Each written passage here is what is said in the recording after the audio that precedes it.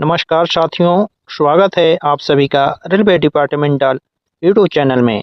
मैं हूं रवि कुमार और आप देख रहे हैं रेलवे डिपार्टमेंटल एग्जाम में पूछे जाने वाले महत्वपूर्ण प्रश्न का संग्रह, जो परीक्षाओं को ध्यान में रखकर बनाया गया है।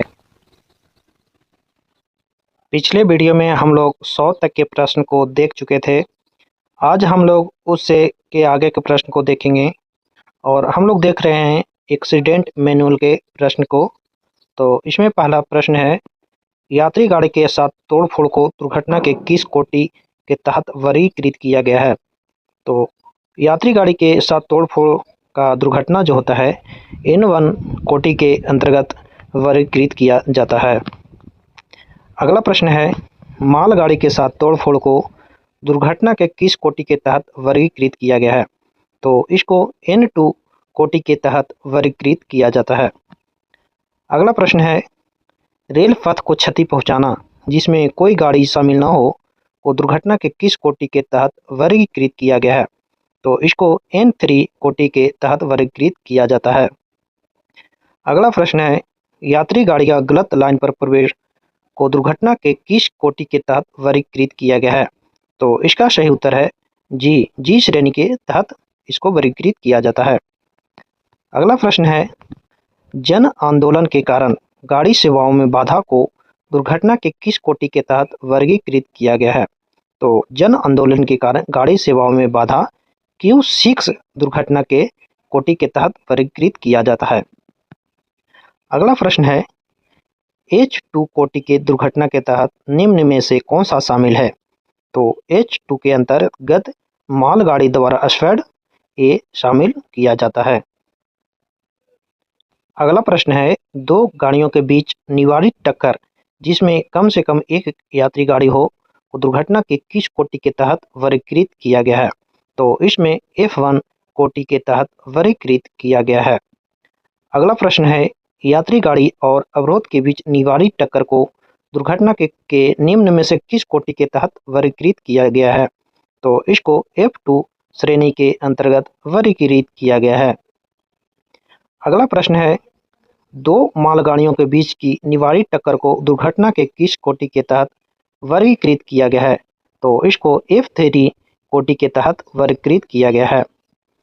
अगला प्रश्न है, मालगाड़ी और अवरोध के बीच की निवारित टक्कर को दुर्घटना के किस कोटि के तहत वर्गीकृत किया गया है? तो इसको F4 कोटि के तहत वर्गीकृत किया गया है। अगला प्रश्न है, कितने समय के लिए स्टेशन से संपर्क गेट संचार साधनों का फेल हो जाना दुर्घटना माना जाएगा? तो यदि संपर्क गेट पर साधनों का फेल 15 मिनट से अधिक समय के लिए हो जाता है तो उसे दुर्घटना माना जाता है। अगला प्रश्न है, दो हूटर बजने का अर्थ क्या है? तो दो हूटर बजने पर ART की आवश्यकता होम स्टेशन पर होता है। ART मतलब होता है एक्सीडेंट रिलीफ ट्रेन। अगला प्रश्न है, तीन हूटर बजने का अर्थ क्या है? तो तीन हूटर का बजने का अर्थ है ART की आवश्यकता बाहरी स्टेशन पर है। अगला प्रश्न है, चार हूटर बजने का क्या अर्थ है? तो चार हूटर बजने का अर्थ है ART और MRV की आवश्यकता होम स्टेशन पर है। MRV मतलब होता है मेडिकल रिलीफ वाहन। अगला प्रश्न है, पाँच हूटर बजते हैं तो इसका अर्थ क्या है? पाँच हूटर बजने का अर्थ है ART और MRV की आवश्यकता बाहरी स्टेशन पर है। अगला प्रश्न है, एक हूटर की समयावधि कितनी होती है? तो एक हूटर की समयावधि 45 सेकंड होती है। अगला प्रश्न है, हूटर संकेत कितने समय बाद दोहराया जाता है? तो 5 मिनट के बाद इसे पुनः दोहराया जाता है। अगला प्रश्न है, दो हूटर बजने के बीच कितने समय का अंतर होता है? तो 5 सेकंड का अंतर होता है। इसके 5 सेकंड अंतर के बाद दो हूटर बजता है। अगला प्रश्न है, ART या MRV ऑर्डरिंग रद्द करने हेतु एक हूटर कितने सेकंड के लिए बजाया जाता है? तो रद्द करने के लिए एक हूटर 90 सेकंड तक बजाया जाता है। अगला प्रश्न है, दुर्घटना राहत गाड़ी के निकलने का टारगेट टाइम कितना है? तो दुर्घटना राहत गाड़ी के निकलने का टारगेट टाइम दिन में 30 मिनट और रात में 45 मिनट होता है। अगला प्रश्न है, चिकित्सा राहत गाड़ी दोहरा निकास होने पर कितने समय में निकलना चाहिए? तो चिकित्सा राहत गाड़ी को 15 मिनट में यदि दोहरा निकास होता है तो निकलना चाहिए। अगला प्रश्न है, रात के समय इकहरी निकास वाली साइडिंग से मेडिकल राहत गाड़ी निकलने का निर्धारित समय कितना है? तो इकहरी निकास वाली साइडिंग से मेडिकल राहत गाड़ी को निकलने के लिए 20 मिनट का समय होता है। अगला प्रश्न है, दुर्घटना की संयुक्त नोट बनाते समय यदि कोई सदस्य कारणों से सहमत नहीं होता है तो वह क्या देगा? तो वह डिसेंट नोट देगा। अगला प्रश्न है, मॉक ड्रिल के बारे में कौन सा कथन सही नहीं है? तो मॉक ड्रिल के बारे में सीनियर डीएम के पर्यवेक्षण में होना ये सही नहीं है, बाकी मंडल रेल प्रबंधक डीआरएम के द्वारा आदेशित होता है और एआरटीएमआर भी आदेशित होता है और कर्मचारियों की ड्यूटी की सजगता की जांच होता है। बाकी सीनियर डीएम के पर्यवेक्षण में होना ये जरूरी नहीं है। अगला प्रश्न है, एमआरवी के बारे में क्या सही नहीं है? तो एमआरवी के लिए समय की गणना दुर्घटना से ये सही नहीं है, बाकी इकहरी निकास से 20 मिनट में निकास ये सही है और दोहरी निकास में 15 मिनट में निकास ये भी सही है और समय की गणना ऑर्डरिंग के समय से होना ये भी सही है। अगला प्रश्न है, मंडल रेल प्रबंधक डीआरएम द्वारा आदेशित मॉक ड्रिल किसके पर्यवेक्षण में कराया जाता है? तो ये वरिष्ठ मंडल संरक्षा अधिकारी सीनियर डीएसओ के पर्यवेक्षण में कराया जाता है। अगला प्रश्न है, दुर्घटना के समय कंट्रोल कार्यालय के कार्यभारी कौन होते हैं? तो दुर्घटना के समय कार्यभारी सीनियर डीएम होते हैं। अगला प्रश्न है, दुर्घटना होने पर खंड नियंत्रक द्वारा कौन सा रजिस्टर भरा जाता है? तो उस समय क्रोनोलॉजिकल रजिस्टर भरा जाता है। अगला प्रश्न है, दुर्घटना मॉक ड्रिल कितने अवधि में एक बार की जानी चाहिए इस अवधि में वास्तविक दुर्घटना न हुई हो?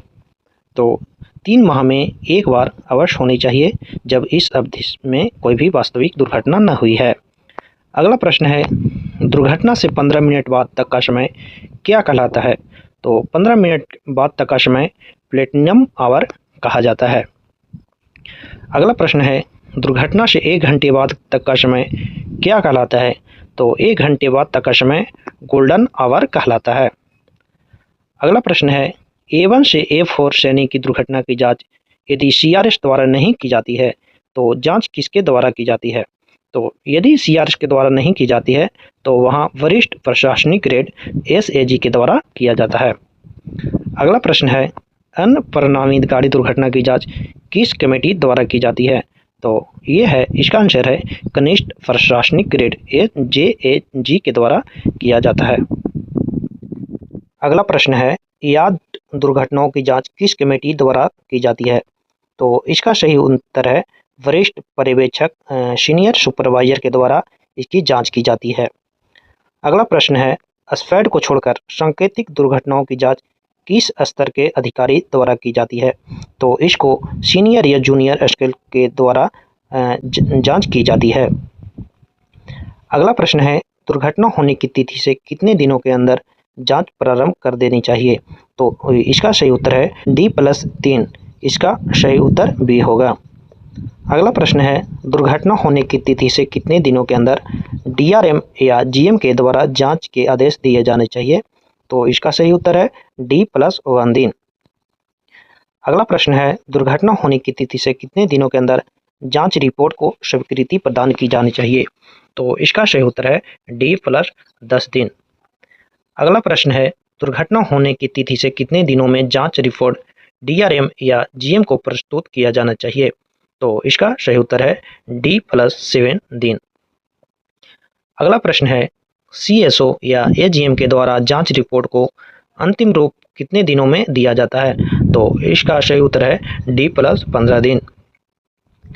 अगला प्रश्न है, दुर्घटना होने की तिथि से कितने दिनों में डीएआर की कार्यवाही पूरी की जाती है? तो D+90 दिन में इसकी कार्यवाही पूरी की जाती है। अगला प्रश्न है, चलती गाड़ी के साधारण डिब्बों में हत्या होने पर कोच में कहाँ अलग किया जाता है? तो कोच को अगले स्टेशन जहाँ कोच को अलग किया जा सकते वहाँ अलग किया जाता है। अगला प्रश्न है, गाड़ी के आरक्षित डिब्बे में हत्या होने पर कोच को कहाँ अलग किया जाता है? तो इसको जहाँ कोच को बदला जा सके वहाँ अलग किया जाता है। अगला प्रश्न है, ARME स्केल 1 में किस प्रकार के कोच होते हैं? तो ARME स्केल 1 में मेडिकल वैन और ऑक्सिलरी वैन दोनों प्रकार के कोच होते हैं। अगला प्रश्न है, MRV निकालने का निर्धारित समय इकहरी और दोहरी निकास वाली लाइन पर कितना है? तो इकहरी लाइन पर 20 मिनट और दोहरी लाइन पर 15 मिनट होता है। अगला प्रश्न है, DMO के द्वारा मेडिकल वैन स्केल 1 की जांच कितने महीने में की जाती है? तो 3 महीने में इसको जांच की जाती है। अगला प्रश्न है, दुर्घटना ड्रिल का आदेश कौन देता है? इसका आदेश मंडल रेल प्रबंधक DRM के द्वारा दिया जाता है। अगला प्रश्न है, कर्मचारी सहित समपार फाटक पर दुर्घटना में मृत्यु होने पर दी जाने वाली अनुग्रह सहायता राशि रुपये होती है? तो इसका सही उत्तर है 50,000, यानी 50,000 रुपया दिया जाता है। अगला प्रश्न है, कर्मचारी सहित समपार फाटक पर दुर्घटना में गंभीर रूप से घायल होने पर दी जाने वाली अनुग्रह सहायता राशि कितने रुपये होती है? तो यदि घायल हो जाता है तो उसमें 25,000 रुपये अनुग्रह सहायता राशि दी जाती है। अगला प्रश्न है, कर्मचारी सहित समपार फाटक पर दुर्घटना में साधारण रूप से घायल होने पर दी जाने वाली अनुग्रह सहायता राशि रुपये कितनी होती है? तो यदि साधारण रूप से घायल है तो उसमें 5,000 रुपये सहायता दी जाती है।